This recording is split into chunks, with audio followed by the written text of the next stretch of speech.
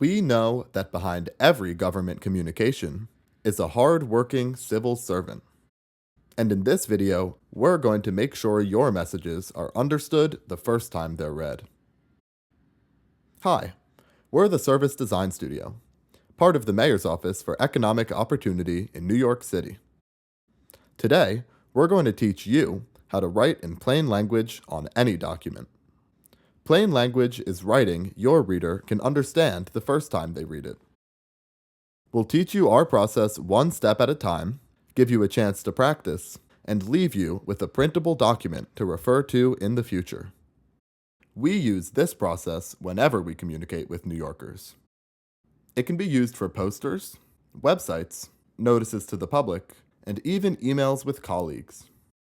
And it can make all kinds of services more accessible, from food benefits, to housing permits, to voter outreach. Get a blank piece of paper and a pencil ready. We expect this will take 15 minutes, but what you learn will stay with you forever. And remember, this is a chance to learn and practice. Have fun with it. Let's get started. To write in plain language, you'll need to follow these 4 simple steps. Write for your audience, organize the information, review for plain language, and test your draft. The first step is to write for your audience. This involves figuring out who your primary audience is and making an outline of what they need to know. So, who is your primary audience?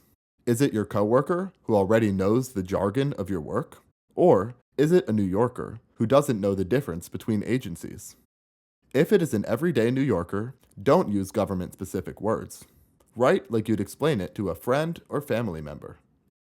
Then, make an outline of what your reader needs to know as a way to organize your document. Try to answer questions like, what does the reader need to know? When do they need to act? What do they need to do? Who is writing to them, and how can they get help? For example, here is how we thought about you, our audience, when thinking how best to promote this video. Pause here and take a moment to read this example. Now that you understand your audience, it's time to organize your information for them. This means ordering by importance, adding headings for scanning, and formatting for easy reading. To start, create an outline by putting what the reader needs to know in order of importance. Here's a common flow to follow. Hook your reader by telling them why the information is important. Then, explain what is happening, and end with a clear call to action. Time to practice.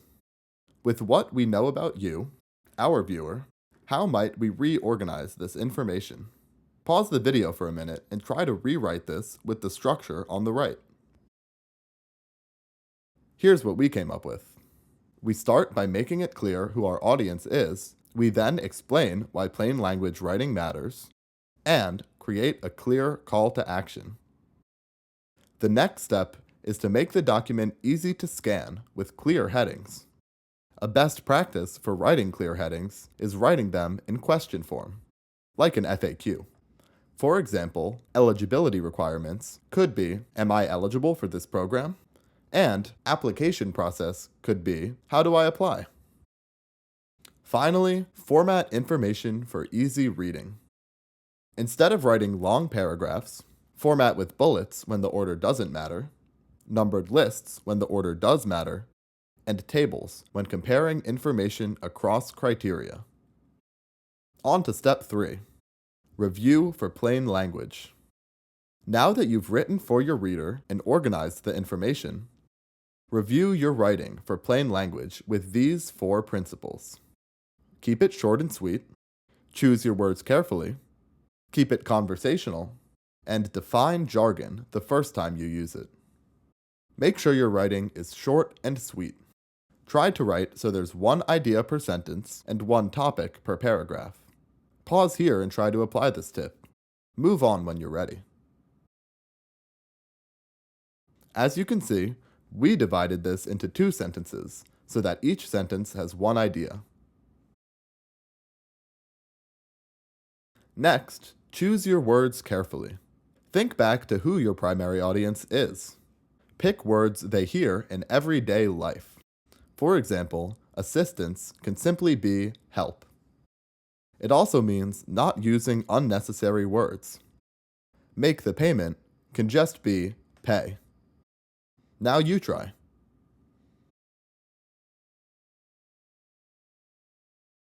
Aha! We were able to cut this sentence in half by removing unnecessary words and using simpler words. Next, keep it conversational. Write like you talk. We like to address the reader with you and refer to our agency as we. A conversational tone also uses the active voice. Our agency created this, instead of the passive voice. This was created by us. And use contractions. They make the reader feel more spoken to and are natural to read. Unless the document is going to be translated. Then, it's better to avoid contractions because they do not translate well. Your turn. Here's what we did. Finally, avoid or define your jargon.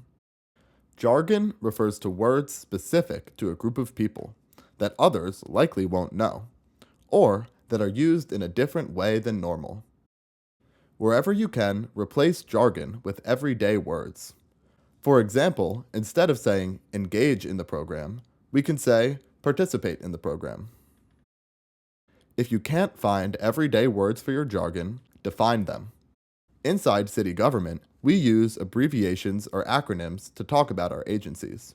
But New Yorkers have likely not been told what these mean. For example, we call the Service Design Studio the Studio, and the Mayor's Office for Economic Opportunity, NYC Opportunity. Acronyms and abbreviations may be needed, so always define them the first time they come up. Now you try. Looking good.